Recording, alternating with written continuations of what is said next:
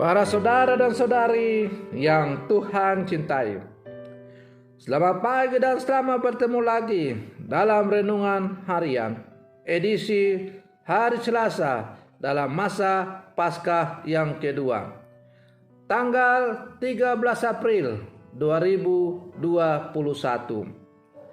Mengawali hari yang baru ini, kita hendak mendengar dan merenungkan sabda Tuhan. Marilah sebelum kita mendengar dan merenungkan sabda Tuhan, kita berdoa. Dalam nama Bapa dan Putra dan Roh Kudus. Amin. Allah Bapa Maha Penyayang, utuslah Roh Kudus dan jadikanlah kami manusia baru. Ciptakanlah dunia ini menjadi baru dan perkenankanlah kami sehati sebudi mengakui kemurahan hati-Mu terhadap kami. Bersabdalah ya Tuhan, kami siap untuk mendengarkan. Terpujilah Engkau Bapa, Putra dan Roh Kudus, kini dan sepanjang segala masa. Amin.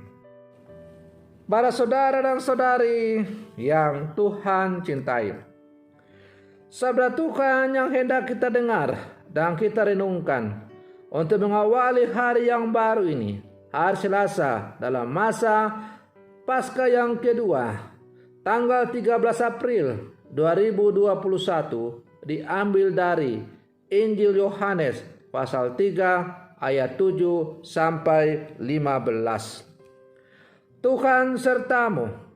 Inilah Injil Tuhan kita Yesus Kristus menurut Santo Yohanes.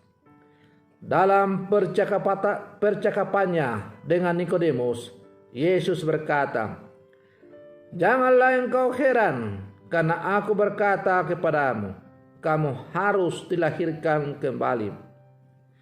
Angin bertiup kemana engkau mau, dan engkau mendengar bunyinya. Tetapi engkau tidak tahu dari mana ia datang, atau kemana ia pergi. Demikianlah halnya dengan tiap-tiap orang yang lahir dari Roh." Nikodemus menjawab katanya, "Bagaimanakah hal itu mungkin terjadi?" Jawab Yesus, "Engkau adalah pengajar Israel, dan engkau tidak mengerti hal-hal itu? Aku berkata kepadamu, sesungguhnya kami berkata-kata tentang apa yang kami ketahui, dan kami bersaksi tentang apa yang kami lihat. Tetapi kamu tidak menerima kesaksian kami. Kamu tidak percaya bahwa aku berkata-kata dengan kamu tentang hal-hal duniawi. Bagaimana kamu akan percaya kalau aku berkata-kata dengan kamu tentang hal-hal surgawi? Tidak ada seorang pun yang telah naik ke surga selain daripada Dia yang telah turun dari surga, yaitu Anak Manusia. Dan sama seperti Musa meninggikan ular di padang gurun, demikian juga Anak Manusia harus ditinggikan, supaya setiap orang yang percaya kepadanya beroleh hidup yang kekal." Demikianlah Injil Tuhan. Para saudara dan saudari yang Tuhan cintai, seringkali kita mendengar pertanyaan, mengapa Yesus harus disalibkan dan mati? Padahal katanya Dia adalah Tuhan. Tuhan kok mati? Dan mungkin banyak dari kita tidak mampu menjawab mengapa Yesus harus mati dan bagaimana cara menjelaskannya. Begitu sulitnya kita memahami mengapa Allah harus melakukan penebusan dengan hadir dalam dunia ini. Para saudara dan saudari yang Tuhan cintai, sabda Tuhan yang hari ini kita dengar hendak mengulang pertanyaan-pertanyaan kita.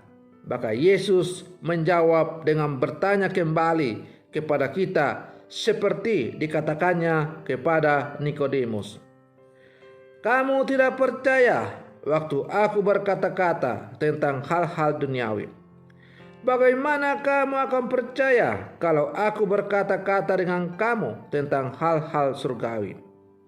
Begitulah Yesus menjawab, ia menggambarkan bagaimana mungkin kita percaya hal-hal surgawi jika cara-cara yang duniawi saja kita tidak percaya. Itu berarti bahwa untuk memahami segala misteri iman yang ditawarkan oleh Yesus, kita sungguh harus membuka hati kepada bimbingan Roh Kudus. Para saudara dan saudari yang Tuhan cintai, seringkali dalam hidup beriman kita lebih banyak menuntut tanda ketimbang percaya. Padahal tanda-tanda duniawi sudah menampakkan kemuliaan Allah. Untuk itulah penebusan Allah melalui Yesus yang mau memberi tanda-tanda seperti apa yang dilakukan manusia biasa akan menjadi tanda besar. Meskipun kehadiran Yesus dengan cara manusiawi malah menjadi pertentangan, maka untuk mengenal Allah dengan baik hanyalah melalui Yesus.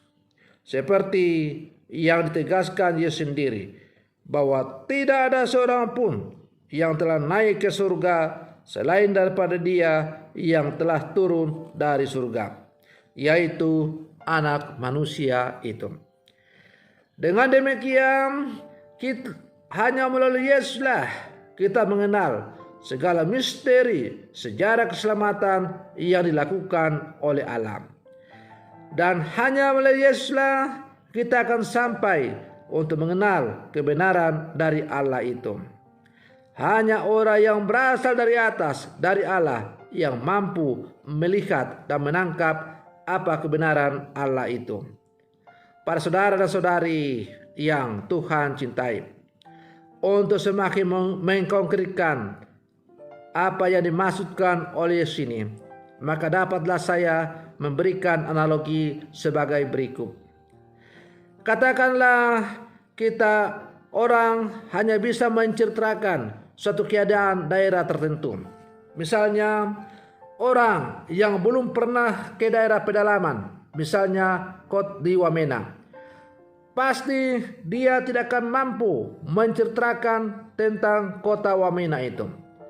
Kalau kemudian orang-orang menceritakan kota Wamena itu yang bagaimana, dingin dan lain-lain sebagainya, mungkin dia tidak akan percaya. Masa Papua itu kan daerah panas, mana mungkin kota Wamena itu dingin.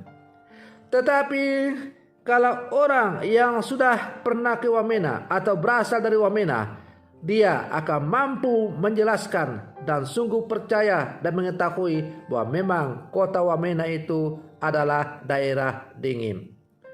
Maka demikianlah halnya kalau kita mengenal dengan sungguh mendalam mengapa Yesus harus mengorbankan dirinya sebagai juru selamat, maka kita harus menggunakan kacamata iman yang sungguh mendalam dengan bimbingan terang Roh Kudus.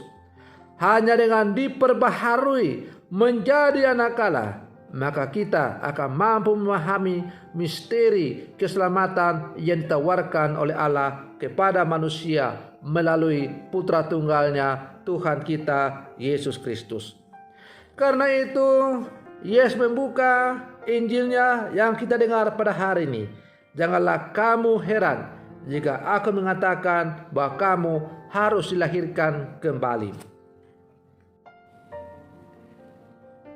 Dilahirkan kembali, yakni perintah untuk dilahirkan kembali, menjadi sebuah perintah agar membaharui diri, menanggalkan manusia lama dan menjadi manusia baru dalam persekutuan dengan Yesus Sang Guru Agung.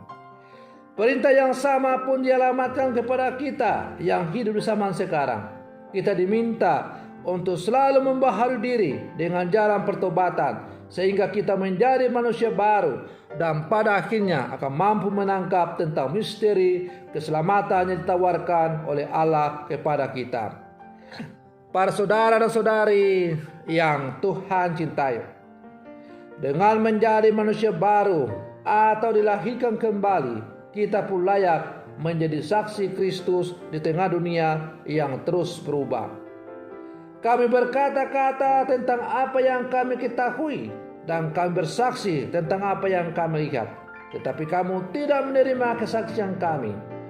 Tanpa usaha untuk dilahirkan kembali, kesaksian dan pewartaan kita amat dangkal, mudah dicabut dan mudah dihempas oleh arus dunia yang semakin menggelarakan individualisme, konsumerisme, hedonisme, peperangan, terorisme, mabuk agama, dan lain-lain. Maka sebagai murid-murid Yesus yang hidup zaman sekarang, kita diajak untuk bersatu dalam kasih, untuk mau dan selalu dilahirkan kembali dalam semangat Yesus sendiri, yaitu semangat pembaharuan diri. Maka marilah sebagai murid-murid Yesus yang hidup zaman sekarang, kita terus-menerus membaharui diri kita agar kita semakin serupa dengan Yesus. Ketika kita sudah semakin serupa dengan Yesus, maka kita akan semakin mengerti dan memahami misteri keselamatan yang ditawarkan oleh Allah kepada manusia. Semoga permenungan saya ini semakin menghantar kita untuk menjadi orang-orang yang terus-menerus membaharui diri supaya semakin serupa dengan Putra Allah yang kudus, ialah Yesus Kristus itu. Semoga demikian. Selamat pagi, Tuhan Yesus memberkati.